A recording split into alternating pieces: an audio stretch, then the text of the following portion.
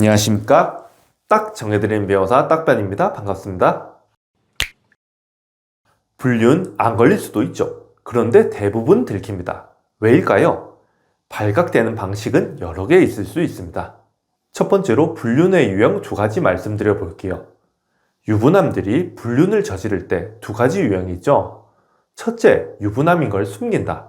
둘째, 유부남인 걸 오픈한다. 단순한 이분법적 논리인데요. 첫 번째로 유부남인 걸 숨기는 경우를 말씀드리겠습니다. 사실 숨기는 경우 속은 여성분들은 정말 분통해서 쓰러지려고 하는 경우도 많이 봤습니다. 이 경우 승소하고 나서 말씀을 나눠봐도 사실은 불륜녀로 몰릴 뻔했다는 것 외에는 남는 게 아무것도 없잖아요. 정조침해 손해배상 소송이 있긴 하지만 그건 또 다른 문제고요. 비용, 시간, 스트레스 때문에 망설여지기도 합니다. 반면 유부남인 걸 알고 있는 경우는 어떨까요? 이 경우 스토리는 정말 다양합니다. 일단 남자가 그냥 불륜으로 나아가는 경우는 없어요. 실제 아내와 관계가 좋든 좋지 않든 항상 기계적으로 하는 말이 있습니다. 자기가 지금 아내랑 안 좋다, 이혼할 거다 이런 식으로 시작해요. 마법같이 똑같습니다. 그런데 여기서 기간이 짧으면 괜찮아요. 속칭 나이트에서 만나가지고 원나잇을 했다거나 1, 2회성 만남이면 괜찮은데 이게 한 달, 두 달 넘어가면 문제가 생깁니다. 왜 걸릴까요? 불륜 들키는 이유 말씀드려 볼게요. 첫 번째로 여자의 직감입니다. 일단 이유를 말씀드리기 전에 불륜은 원래 간통죄 폐지 전까지 형사사건 문제였죠. 이게 우리나라 정서상 아직도 불법이라는 느낌이 강하거든요. 그렇다면 불법을 저지른 남녀는 아무래도 범죄를 숨기는 느낌으로 행동을 자기도 모르게 하게 됩니다. 예전에는 폰을 그냥 주더니 슬쩍 안 보여주려고 한다거나 기가 외 행동이 조금 이상하다거나, 안 그래도 여자들 촉이 빠른데 남편의 이상 행동이 캐치가 안 될까요? 여자가 직감하면은 그때부터 여러 가지를 확인하게 되겠죠. 요즘 유튜브에 불륜 확인하는 게 좀 많습니까? 그러면 이제 지금부터 말씀드리는 것처럼 여러 가지를 이용해서 불륜을 찾아내게 됩니다. 이런 직감이 있는데 자료를 못 찾으면 의부증으로 몰리는 분들도 있습니다. 이러면 미치죠. 막 답답해 하시면서 의논을 하시는데 저도 증거를 숨겨둔 걸 찾아올 수가 없으니까 답답한 노릇입니다. 제일 쉬운 건 핸드폰이죠. 물론 몰래 메신저 보면 안 되지만 비밀번호 없는 경우도 많고, 있어도 비밀번호를 아니까 열어서 봅니다. 카카오톡 딱 봤더니 남자 이름인데 사랑한다고 하고 있네? 텔레그램이 깔려있고 들어가니까 내용이 다 있네? 실제 이게 남자랑 바람피는 거는 더 난감하겠죠. 여튼 전화가 와서 당황하지 않을 이름으로 성별을 바꿔서 저장을 많이 하시더라고요. 텔레그램은 서로 메시지를 삭제할 수 있어서 더욱 많이 쓰는 것 같습니다. 그 외에 잘 사용하지 않는 메신저 앱이 핸드폰에 깔려있다면 굉장히 수상하죠. 그리고 갤러리.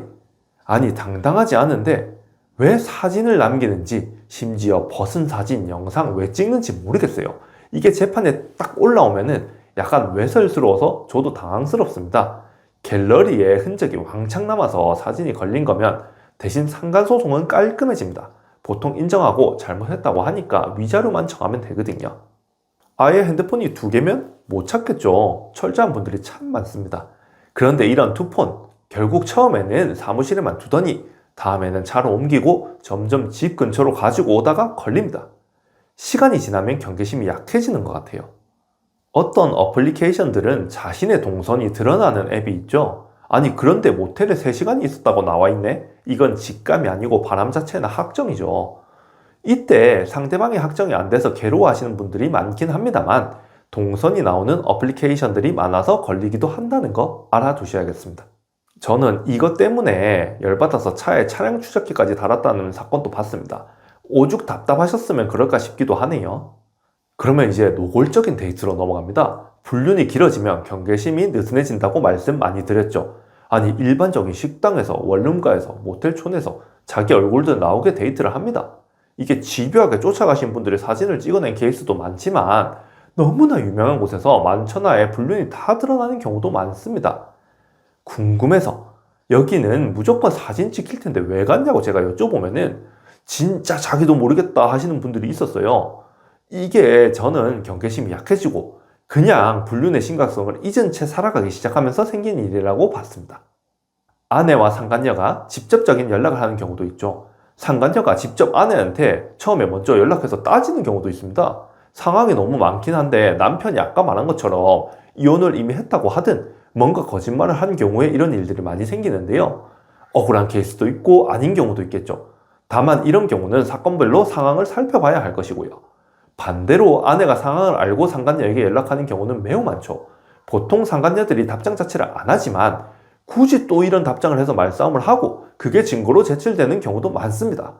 아내가 당연히 욕하면서 공격하고 거기에 분노한 상간녀가 맞받아치는 식인 건데요.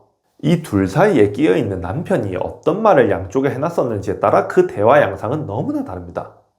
제가 오늘 말씀드리고 싶은 것은 불륜의 97%는 걸린다 이렇게 말씀을 드렸는데 길어지면 걸립니다. 많이 만나도 걸립니다. 이게 수학적 확률상 당연한 거예요. 그런데 왜 계속 만날까요? 진짜 사랑해서? 아니면 뭐 손해배상 소송 금액 확인해 보니까 낼만한 걸까요? 참 사람 심리가 어렵지만 요즘 불륜이 너무 많아지니까 저도 당황스럽습니다. 차라리 형사사건일 때가 나았을지도 모르겠네요. 불륜 걸리니까 시한폭탄처럼 안고 가지 마십시오. 오늘 내용이 도움이 되셨다면 구독, 좋아요, 알림 설정 부탁드립니다. 감사합니다.